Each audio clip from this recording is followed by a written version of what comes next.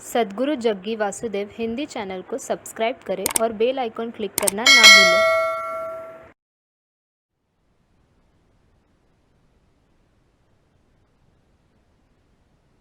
योग योग योगेश्वराय भूत भूत भूतेश्वराय काल काल कालेश्वराय शिव शिव सर्वेश्वराय शंभो शंभो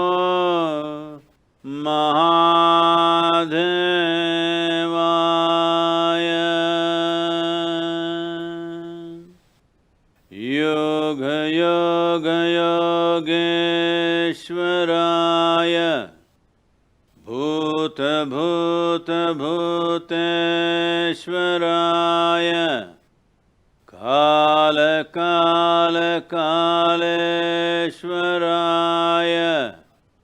शिव शिव सर्वेश्वराय शंभो शंभो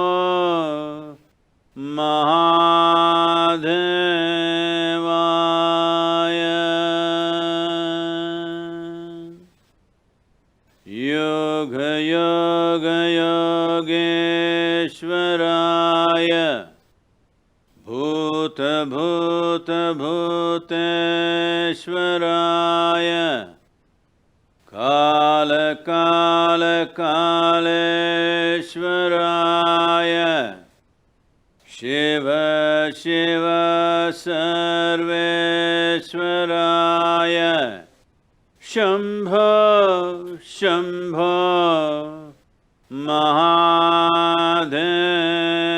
महादेवाय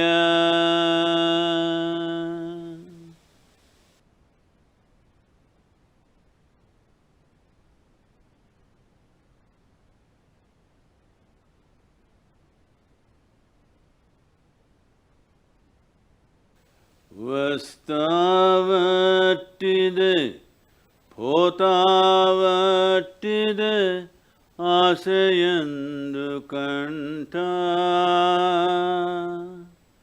చేసిన కర్మము చెడని పదార్థము చేరును మీ వెంట చేసిన కర్మము చెడని పదార్థము చేరును మీ వెంట చేతిలో అమృతము ఉన్నంతసేపే అన్నదమ్ములంతా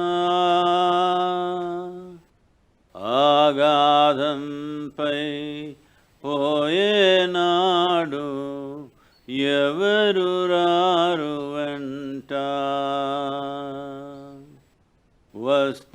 వస్తావట్టిదే పోతావట్టిదే ఆశయందుకంట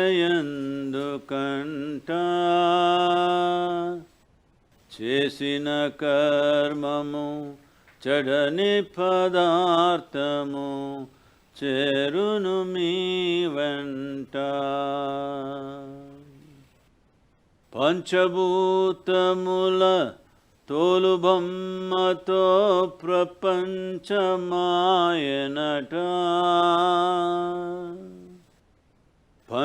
పంచభూతముల తోలుబొమ్మతో ప్రపంచమాయనట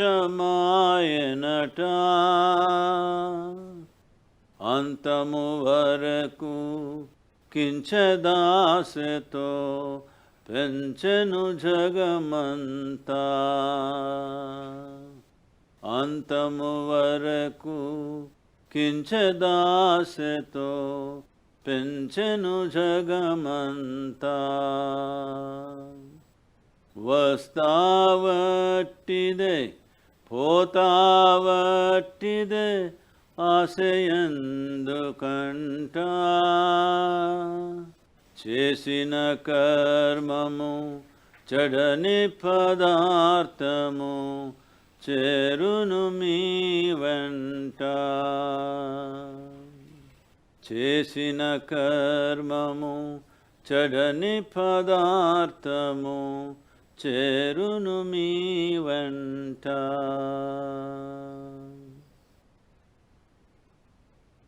नमस्कारम. हर किसी को नमस्कार. आप चाहे जहां कहीं भी हों,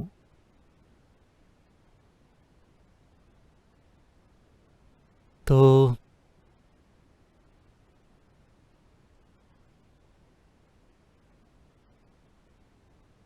अभी दुनिया में सब कुछ कोरोना से संबंधित बन गया है, लेकिन हमें समझना होगा कि वायरस और बैक्टीरिया कोई नई चीज़ें नहीं हैं. बात बस इतनी है कि ये वाला वायरस हमारे शरीर के लिए थोड़ा नया है. The important thing to understand is how to handle this human being. ये समझना महत्वपूर्ण है कि इस इंसानी जीव को कैसे संभाला जाए, क्योंकि अगर आपको ये नहीं पता कि इसे कैसे संभाला जाए तो फिर आप बाकी की सभी चीज़ों को सिर्फ संयोग से संभाल रहे हैं. तो कर्म का यही अर्थ है कि आप जागरूक बन जाएं, आप अपने कार्य के प्रति जागरूक बन जाएं, शारीरिक कार्य के प्रति, मानसिक कार्य के प्रति, भावनात्मक कार्य के प्रति और ऊर्जा की गतिविधि के प्रति. आप इन सभी चीज़ों के प्रति जागरूक बन जाएं. यह गतिविधि जितनी ज़्यादा से ज़्यादा एक सचेतन प्रक्रिया बनती जाएगी, आप अपने जीवन की प्रकृति पर उतना ही ज़्यादा नियंत्रण हासिल करते जाएंगे. आपके भीतर जो होता है उसके ऊपर तो निश्चित रूप से, आपके आसपास जो होता है उसके ऊपर भी काफ़ी हद तक. तो यह समय आपको जो ये मजबूरन छुट्टी मिली है, आपको जो ये ब्रेक मिला है अपने सामान्य कामकाज से, ऑफिस से, व्यापार से, अपने जीवन की कई अलग अलग तरह की जिम्मेदारियों और कर्तव्यों से, इस ब्रेक का उपयोग भीतर की ओर मुड़ने के लिए किया जा सकता है. भीतर की ओर मुड़ने का अर्थ ये है, भीतर की ओर मुड़ने का अर्थ है कि हमारे द्वारा इकट्ठा की गई हर चीज बाहरी है. हमारे आसपास की दुनिया निश्चित रूप से बाहरी है. अपने जीवन में हम जिन चीज़ों को अपना मानते हैं, हमारा घर, हमारे कपड़े, हमारी गाड़ियाँ, हमारे रिश्ते और हमारा शरीर भी, क्योंकि इसे भी हमने एक अरसे के दौरान इकट्ठा किया है. तो हमारे द्वारा इकट्ठा की गई हर चीज़ बाहरी है. इसमें आपके दिमाग में भरी जानकारी भी शामिल है जिसे आपने बाहर से इकट्ठा किया है, और वह कार्मिक पदार्थ जिसे आपने जीवन की प्रक्रिया के दौरान इकट्ठा किया है.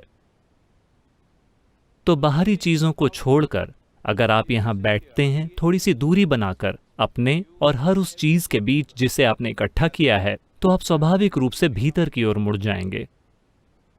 तो अंतर बस इतना है कि मैं क्या हूं और क्या मेरा है. This distinction needs to happen. आपके अनुभव में इस अंतर को स्थापित होना होगा. इसके लिए कई तरीके मौजूद हैं. आज या फिर शायद कल सुबह तक हम दो चीज़ों का एक पैकेज तैयार कर रहे हैं. एक है एक मंत्र और दूसरी चीज़ है ईशा क्रिया, दोनों एक साथ. इसे करने का ये एक अच्छा समय है, क्योंकि ये खुद को हर उस चीज़ से दूर करने का एक अच्छा समय है जिसे आपने बाहर से इकट्ठा किया है, जिसमें आपका वायरस भी शामिल है.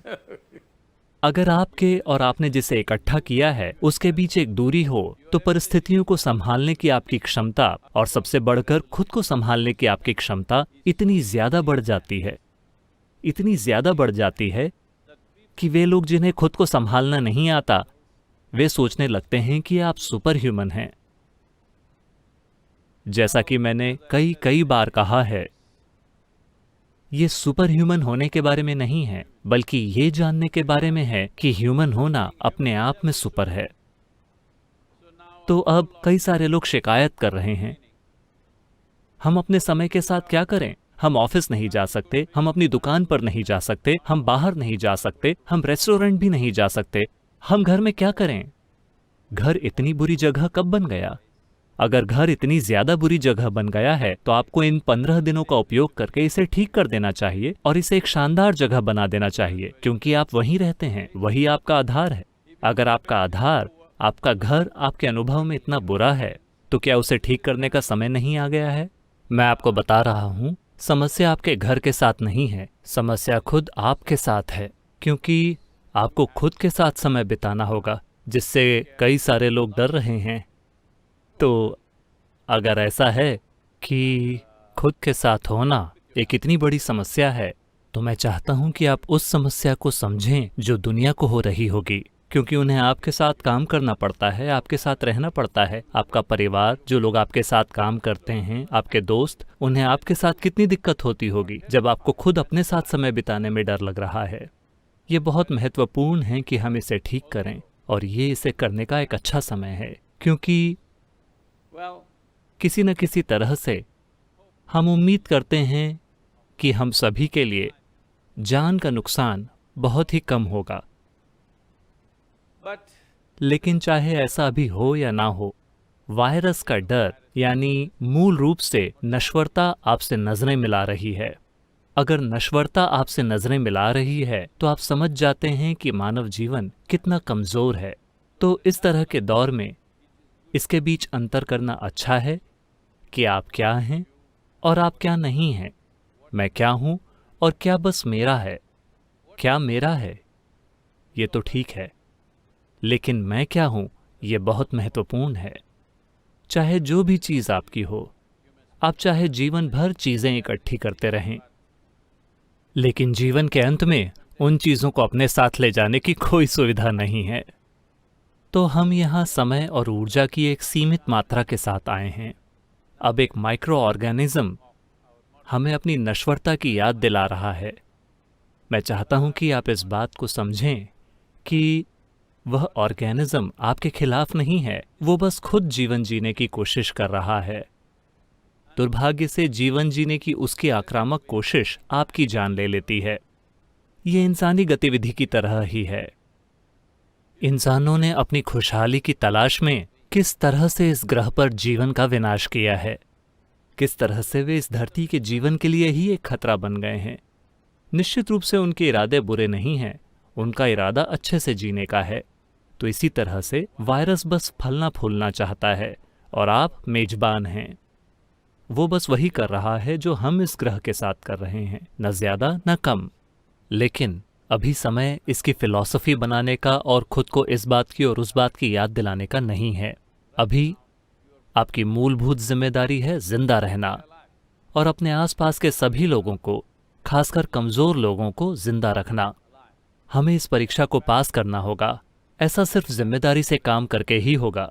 फिलहाल भारत में मुझे लगता है कि अगले 24 घंटों में लगभग पूरा देश एक लॉकडाउन जैसी स्थिति में जा रहा है। 31 तारीख तक, यानी करीब 10 दिनों या 9 दिनों के लिए। तो इन चीजों को आधे अधूरे तरीके से करने के बजाय पूरा जोर लगाकर करना बेहतर होता है। केंद्र सरकार ने यही तय किया है। राज्य सरकारों ने भी इस बारे में अपना मन बना लिया है। तो सभी एयरलाइंस को रोक दिया गया है, ट्रेनों को रद्द कर दिया गया है, कोई पब्लिक ट्रांसपोर्ट नहीं है, कुछ मूलभूत सुविधाओं के अलावा बाकी सब कुछ बंद है। इसे एक सफल प्रक्रिया बनाने के लिए यह दृढ़ संकल्प बहुत जरूरी है, वरना आधे अधूरे संकल्प से बस ढेर सारी दिक्कतें होती हैं, लेकिन नतीजा कुछ भी नहीं निकलता। हमें हर संभव चीज करनी होगी और हमें 2 या 3 हफ्तों के लॉकडाउन के लिए तैयार होना होगा। मुझे पता है कि ये बहुत महंगा है, आर्थिक रूप से, व्यापार के लिए, लोगों की रोजी रोटी के लिए, इसमें कई समस्याएं हैं, लेकिन ये सभी समस्याएं मर जाने से बेहतर हैं। जिंदा रहना सबसे महत्वपूर्ण चीज है। समस्याओं से हम निपट लेंगे। इस परिस्थिति के पूरा होने के बाद हम अपने जीवन के टुकड़ों को उठा लेंगे और देखेंगे कि कैसे फिर से अपने जीवन का निर्माण किया जाए। संस्थाएं, व्यापार, व्यक्तिगत लोग, हर किसी को इसकी चोट लगेगी, लेकिन ये महत्वपूर्ण है कि हम लोगों को मरने न दें, हम लोगों को अपनी जान न गंवाने दें सिर्फ गैर जिम्मेदाराना कार्यों की वजह से। ये बहुत महत्वपूर्ण है कि आप जिंदा रहें, अभी यही सबसे महत्वपूर्ण चीज है, बाकी की चीजों को हम बाद में देखेंगे। लेकिन साथ ही जरूरी नहीं है कि आर्थिक गतिविधि पूरी तरह से रुक जाए।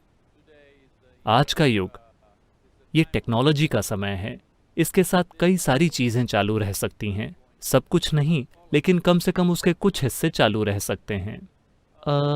हमें घबराना नहीं है, हमें संकट की स्थिति नहीं बनानी है, क्योंकि अगर आप बहुत ज्यादा चिंता करते हैं तो आप मुसीबत को दोगुना कर देंगे। पहले ही काफी मुसीबत मौजूद है, अब आप अपने मन में मुसीबत को कई गुना बढ़ाकर डर और घबराहट पैदा मत कीजिए।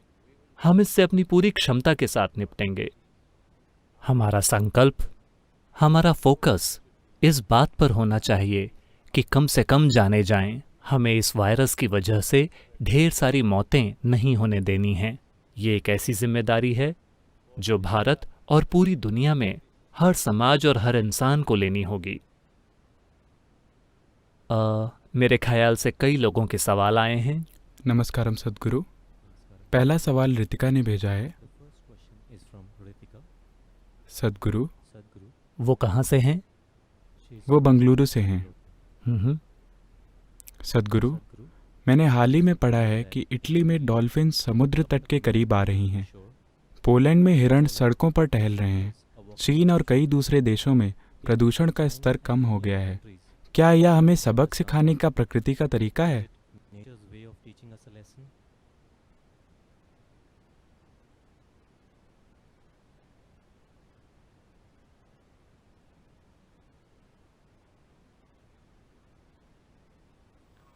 Well, हमें ह्यूमन बीइंग्स कहा जाता है। इस ग्रह के किसी भी दूसरे प्राणी को बीइंग नहीं कहा जाता। हम ह्यूमन बीइंग्स हैं, यानी कि मूलभूत क्वालिफिकेशन ये है कि हम जानते हैं कि हाउ टू बी।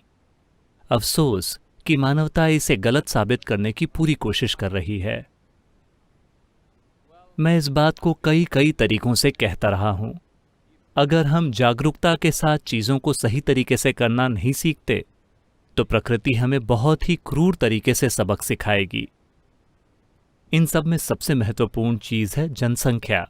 अभी कोरोना के सारे चक्कर में कौन सी चीज हमें सबसे ज्यादा परेशान कर रही है? लोगों की आबादी इतनी ज्यादा घनी है कि यह हर जगह कूद फांद कर रहा है, लेकिन कोई बात नहीं करना चाहता। आमतौर पर दुनिया के नेताओं ने इस बारे में बात नहीं की है, क्योंकि कोई भी उन धार्मिक समुदायों के खिलाफ नहीं जाना चाहता जो इसके खिलाफ हैं, उनके जो भी कारण हों।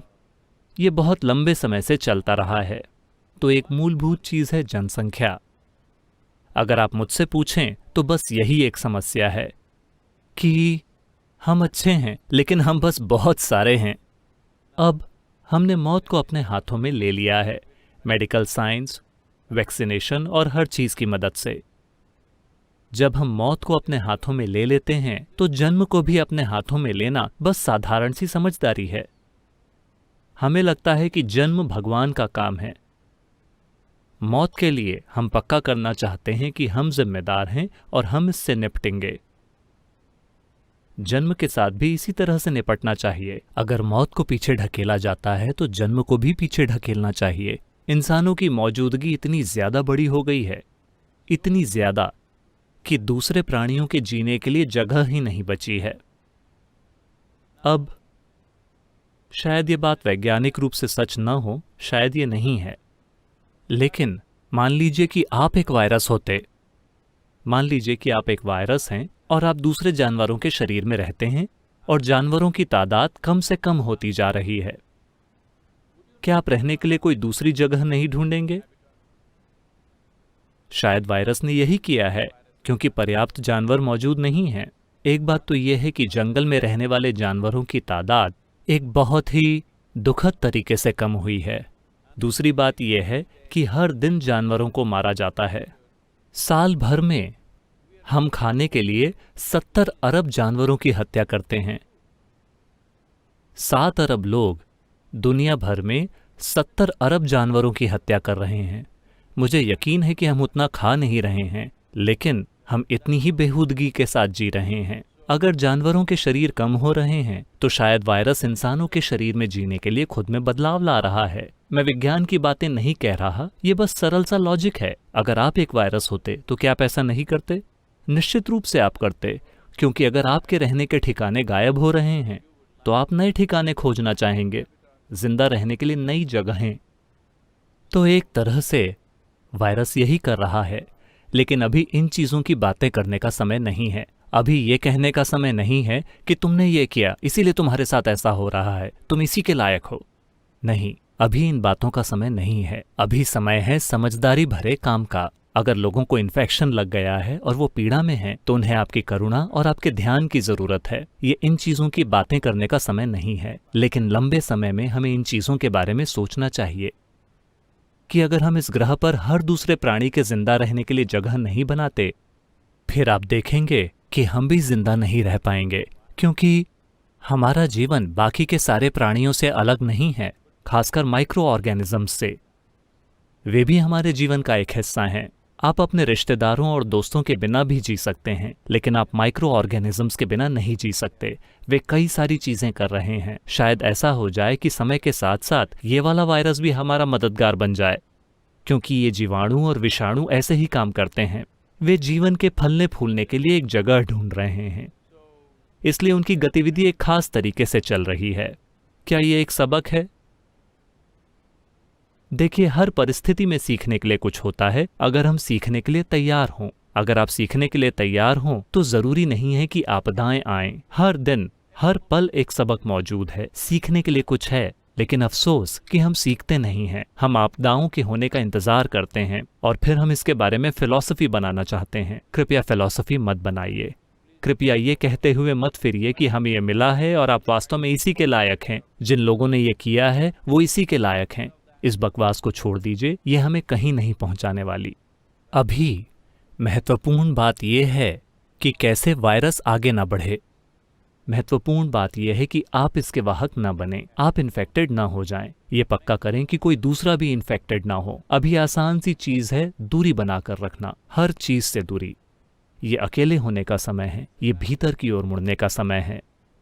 मैं लंबे समय से आपको अध्यात्म की दिशा में ले जाने की कोशिश करता रहा हूं। ऐसा लगता है कि आपके लिए एक वायरस की जरूरत थी। प्लीज।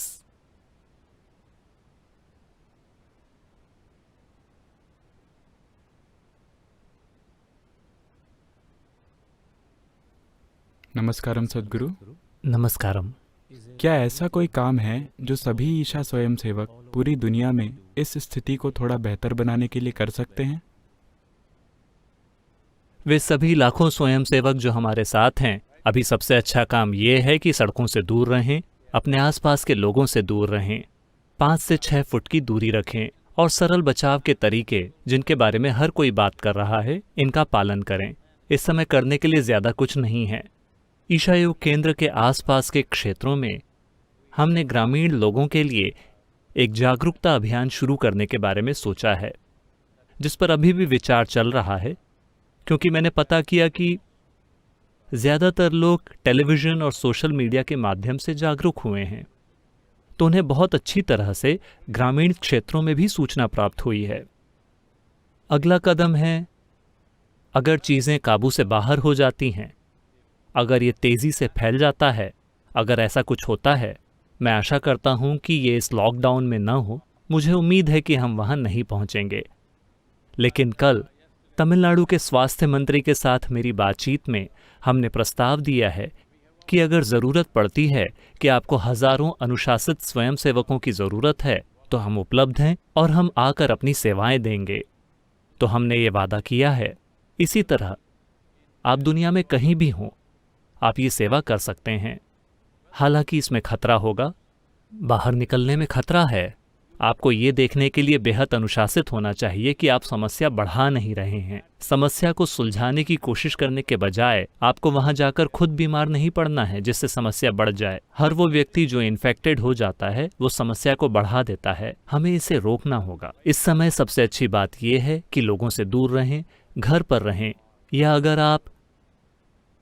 आप किसी शहर में नहीं हैं, अगर आप किसी खुली जगह पर हैं, जैसे किसी ग्रामीण क्षेत्र में या किसी पहाड़ी पर, तो घर के अंदर रहने के बजाय बाहर रहना ज्यादा अच्छा है। 4 दीवारों की एक छोटी सी बिल्डिंग में 5-10 परिवार के लोगों के साथ रहने के बजाय बाहर रहना बेहतर है। महत्वपूर्ण बात यह है कि अपने आसपास कम से कम 2 मीटर की दूरी हर समय बनाए रखें जब तक ये चला न जाए। तो क्या ये बस इस तरह से चला जाएगा? शायद नहीं। लेकिन अगर हम इसे लंबे समय तक रोक कर रखें तो इससे निपटने की हमारी क्षमता बहुत बढ़ सकती है। ऐसा सभी वैज्ञानिक और डॉक्टर कह रहे हैं। अगला सवाल जायद का है।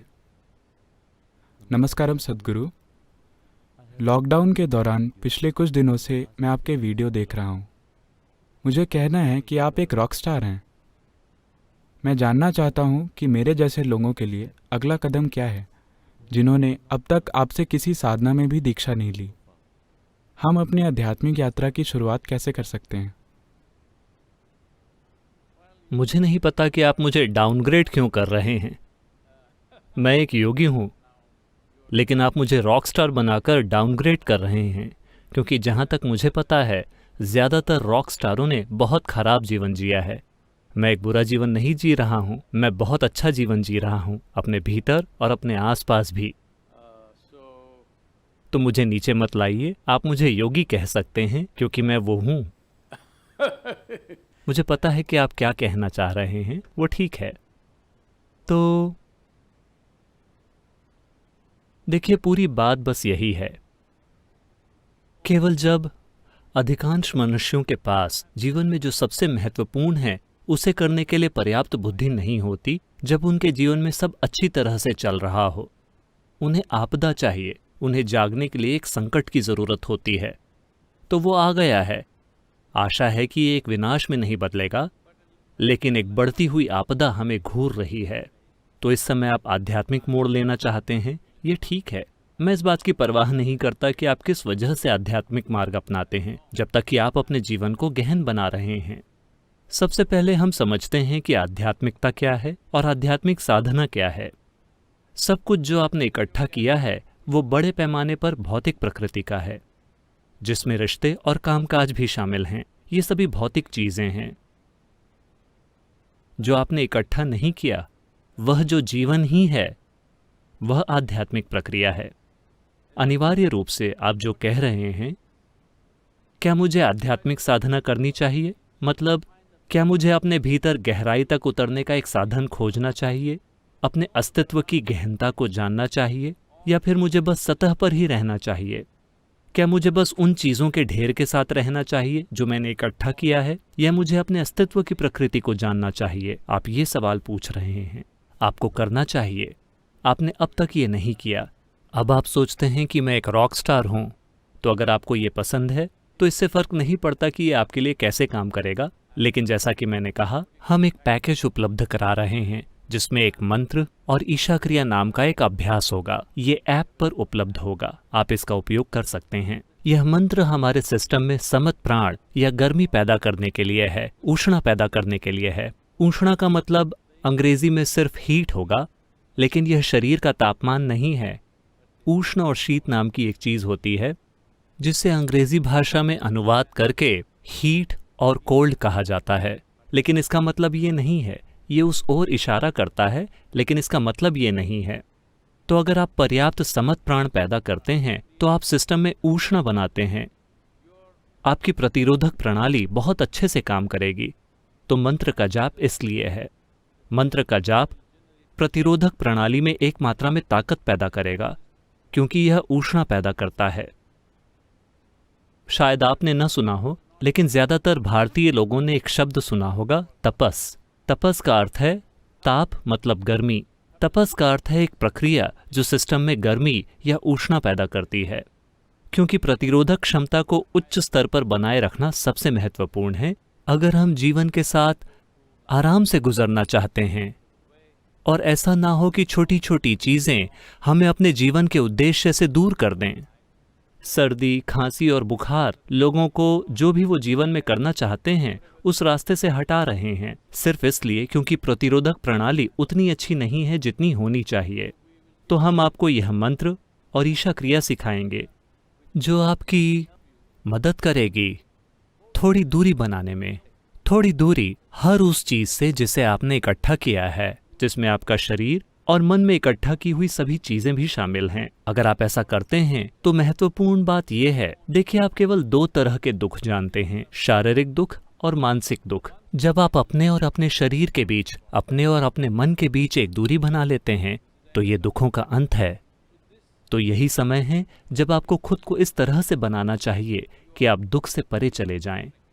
एक बार आप दुख से परे चले गए तो आप स्वाभाविक रूप से अपने अस्तित्व की गहराई का पता लगाना चाहेंगे। यह सवाल सर्गी का है। डियर सदगुरु, मैं फ्रांस में रहती हूँ, लेकिन मैं इटली की निवासी हूँ। मेरा पूरा परिवार इटली में है। हम इस स्थिति में कैसे न घबराएं और शांति रखें? मेरे लिए शांत बैठना बहुत मुश्किल है। आपकी मदद के लिए धन्यवाद और अपना ख्याल रखिएगा। अभी दुनिया भर में अलग अलग लोग अलग अलग परिस्थितियों से घिरे हैं। कल ही मैं किसी से बात कर रहा था जिन्हें मैं अच्छी तरह जानता हूं। उनका बेटा न्यूयॉर्क शहर में कोरोना वायरस से इन्फेक्टेड है और माँ और पिता यहाँ भारत में हैं। बेटा वहाँ अपने अपार्टमेंट में अकेला है और वे बड़े परेशान हैं। अब वे मुझसे कह रही हैं, हम अपने बच्चों को इतनी दूर क्यों भेजते हैं? क्या वे यहीं खुशी से नहीं रह सकते जहां हम हैं? हमने उन्हें इतनी दूर भेज दिया और अब वो कोरोना वायरस से इन्फेक्टेड है और मुझे नहीं पता कि क्या करना चाहिए। तो मैंने उन्हें याद दिलाया कि 10 साल पहले आप भी अपने माता पिता से बहुत दूर थीं, अब आप वापस आ गईं। शायद आपके गुजर जाने से पहले वो भी वापस आ जाएगा। तो मुद्दा ये नहीं है, बात बस इतनी सी है कि आपको समझना होगा कि इंसानी खुशहाली यहाँ जाने से या वहाँ जाने से या फिर ऐसा करने से या वैसा करने से नहीं आएगी। The wonderful rain out here, we're outdoors. यहाँ पर शानदार बारिश हो रही है, हम बाहर हैं। तो मैं संघर्ष को समझता हूँ कि जो लोग आपको प्रिय हैं वे कहीं और हैं, खासतौर पर ऐसे स्थान पर जो इन्फेक्शन से जूझ रहा है। और मुझे माफ़ करें, आप जानते हैं कि हर दिन सैकड़ों मौतें हो रही हैं। निश्चित रूप से आप चिंतित होंगे, लेकिन चिंता करके खुद को बीमार करने से, घबराने से आपकी किसी भी समस्या का समाधान नहीं होगा। जैसा कि मैंने कहा, ज़्यादा चिंता करने से आप केवल परेशानी को दुगना करेंगे। अभी परेशानी है, इससे कोई इनकार नहीं कर सकता। हम सभी के लिए एक वास्तविक परेशानी है, इसमें कोई सवाल नहीं है। लेकिन क्या हम अपनी पूरी काबिलियत के साथ इस परेशानी का सामना करेंगे या हम इसे अपने दिमाग में कई गुना बढ़ाएंगे? हमें ये चुनना है। मेरी सलाह ये है कि कृपया इसे अपने दिमाग में ना बढ़ाएं। दुनिया में पहले ही पर्याप्त समस्या है। हम सभी ये देखते हैं कि इससे कैसे निपटा जाए। इस समस्या को अपने और अपने आसपास के सभी लोगों के लिए कैसे कम करें, अभी इसी पर पूरा फोकस है। ऐसा ही होना चाहिए और हमें यही करना चाहिए, क्योंकि एक इंसान से इसी चीज की उम्मीद की जाती है। यह सवाल तेजस का है। नमस्कारम सद्गुरु, मैंने हाल ही में एक लेख पढ़ा था जिसमें बताया गया कि चीन में लॉकडाउन के बाद तलाक की दर बढ़ गई है। अब भारत में लॉकडाउन शुरू हो रहा है, तो क्या आपके पास हमारे लिए कोई सुझाव है शादीशुदा लोगों के लिए? तो अगर आपकी शादी केवल दूर रहने के कारण चल रही है तो ये एक दुखद स्थिति है। कम से कम वायरस ने उन्हें यह एहसास करा दिया है कि वे शादीशुदा हैं। उन्हें यह एहसास नहीं था, क्योंकि अगर कुछ हफ्ते तक एक साथ रहना हर चीज़ को तोड़ सकता है तो इसका मतलब है कि आपने वास्तव में शादी नहीं की थी। आपने बस एक व्यवस्था की थी जो आपके न होने के कारण चल रही थी, आपके होने के कारण नहीं। मुझे नहीं लगता कि भारत में ये एक बड़ा मुद्दा होगा। मुझे यकीन है कि यहाँ जो लोग जीवन भर व्यस्त रहे हैं वे अपने परिवारों के साथ होने का आनंद लेंगे। वे मिलजुल कर रहेंगे और अपने परिवारों को अपने लिए और बाकी सबके लिए अधिक सार्थक बनाएंगे। हम यहाँ इसे इस तरह से निभाते हैं। मुझे नहीं लगता कि यहाँ हमें इसे थोपना होगा। जब कोई समाज सिर्फ अपनी भलाई के लिए हर चीज़ का उपयोग करने के बारे में सोचता हो, अगर आप केवल इस बारे में सोच रहे हैं कि आपके पति या आपकी पत्नी को किस तरह आपकी सेवा करनी चाहिए, कि क्या वो आपके किसी काम के हैं भी कि नहीं। अगर सिर्फ यही विचार है तो इस तरह की चीजें होंगी। अपने जीवन को इस तरह बनने दें कि आप हमेशा ये देख रहे हैं कि आप किसी और के जीवन को सुंदर बनाने के लिए क्या कर सकते हैं। आपका खूबसूरत होना एक ऐसा प्रोजेक्ट है जिसे आपको अपने भीतर खत्म करना चाहिए, और फिर आपका प्रोजेक्ट ये होना चाहिए कि कैसे हर किसी के जीवन को सुंदर बनाया जाए। आपका बहुत बहुत धन्यवाद। अब हम इसे विराम देते हैं। यहाँ बहुत तेज बारिश हो रही है। योग योग योगेश्वराय भूत भूत भूतेश्वराय काल काल कालेश्वराय शिव शिव सर्वेश्वराय शंभो शंभो महादेवाय।